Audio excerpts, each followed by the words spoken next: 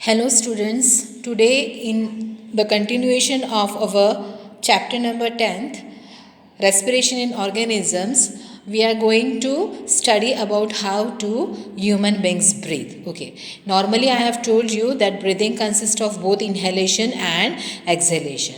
तो इन्हेलेशन में when we inhale air, जब हम एयर को इनहेल करते हैं, it passes through our nostrils, हमारे नॉस्ट्रिल्स से पास होती है and goes into nasal cavity, और नेजल कैविटी से ट्रैकिया, ट्रैकिया से ब्रोंकस, ब्रोंकस से it goes to the lungs, lungs में वो विंड पाइप से जाती है. Now where are the lungs? Lungs are present in the chest cavity. And as we can see in the picture, this is a picture of lungs which are present in chest cavity, and it is protected by ribs and muscles. And this part we can see is a muscular sheet which is also known as a diaphragm. Now what happens during inhalation and exhalation? During inhalation ribs जो होते हैं वो upward की तरह move करते हैं और diaphragm जो होता है वो डाउनवर्ड की तरह मूव करता है. As you can see in this picture, you can see that during breathing ribs जो होते हैं वो ऊपर की तरफ मूव करते हैं, डायफ्राम जो होता है वो थोड़ा नीचे की तरफ मूव करता है इस तरह से. एंड इन दिस वे जो हमारे चेस्ट की स्पेस होती है while breathing it gets increases. Okay, during inhalation chest में स्पेस जो होती है वो इंक्रीज होती है when the ribs are move upward, whereas diaphragm it moves downward. Okay, so जब स्पेस इंक्रीज होती है तो क्या होता है, एयर जो होता है वो लंग्स के अंदर रश करता है, पूरी जो लंग्स होती है वो एयर से फिल हो जाती है. जैसे ही इन्हेलेशन होता है it is followed by the next process which is known as exhalation. Exhalation में क्या होता है, as we can see in this the ribs moves down and diaphragm moves up. इसकी वजह से क्या होता है, ये जो चेस्ट में जो स्पेस होती है वो डिक्रीज हो जाती है. इसमें क्या होता है, एक्सहेलेशन में एयर जो होती है लंग्स में से वो बाहर निकल जाती है. So the space in the chest is decrease. Okay, so during exhalation the ribs moves down and inwards while diaphragm moves up in the former position. This reduces the size of the chest cavity क्योंकि air जो होता है वो body में से बाहर निकल जाता है. So this is the process which we can know as we can say as inhalation and exhalation alternately. Okay, inhalation में चेस्ट कैविटी जो होती है उसकी साइज़ इंक्रीज़ हो जाती है एंड एक्सहेलेशन में उसकी जो स्पेस होती है वो थोड़ी डिक्रीज हो जाती है. तो how do foreign body enters in our body? क्या होता है, air is not a pure, उसके साथ अनवांटेड पार्टिकल्स भी होते हैं जैसे कि स्मोक है, डस्ट है, पोलन ग्रेन्स है, और जैसे ही वो हम इनहेल करते हैं हमारे नोस्ट्रिल्स में हेयर नेचुरली प्रेजेंट होते हैं, वो क्या करते हैं, वो फिल्टर का काम करते हैं.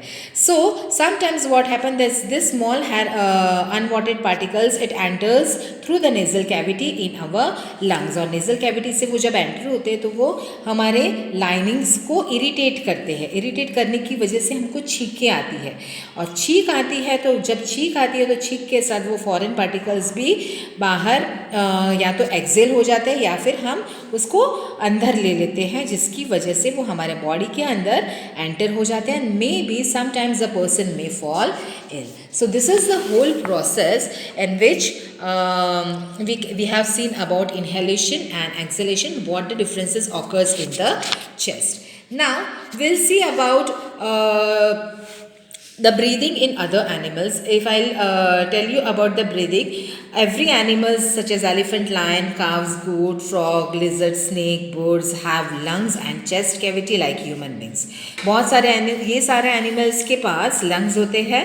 और अगर मैं कॉकरोच की बात करूँ, this is a cockroach, this is a structure of the cockroach. You can see a trachea in the cockroach. Now what is this trachea, what are spiracles that will C.